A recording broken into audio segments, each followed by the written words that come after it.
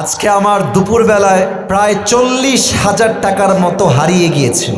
জেলার নাম বলবো না, বদনাম হবে। তো আজকে হোটেলে উঠেছি, সারা রাত জার্নি করে গিয়ে সকাল 9টায় সকাল হয়ে গেছে। তো আমি আবার পায়জামার পকেটে টাকা রেখেছিলাম প্রায় 35 থেকে 40 কাছাকাছি এরকম কিছু একটা অ্যামাউন্টের টাকা। তো ঘুমানোর আগে টাকাটা পকেট থেকে বের করে বালিশের নিচে রেখেছি, বালিশের নিচে। তো ঘুম থেকে উঠেছি, জোহরের নামাজ পড়েছি, বের হয়ে গিয়েছি বাহিরে দুপুরের লাঞ্চ করার জন্য।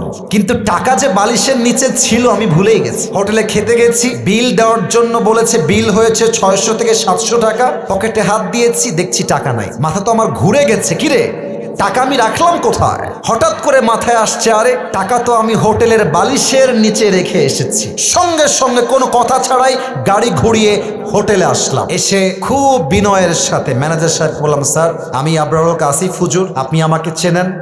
আমি আপনাদের হোটেলের রুমে বালিশের নিচে এত টাকা রেখে গেছিলাম, 1000 টাকার বান্ডিল আর 500 টাকার বান্ডিল রেখে এলাম বালিশের কাছে। বললাম, স্যার যে পেয়েছে আমাকে বলেন দিয়ে দিতে।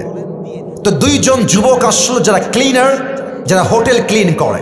আমি ডাকলাম, এই এদিকে আসো। ওরা আমাকে আগে দেখে নাই। বললাম, তোমরা কি আমাকে চেনো, আমাকে চিনতে পারতেছো?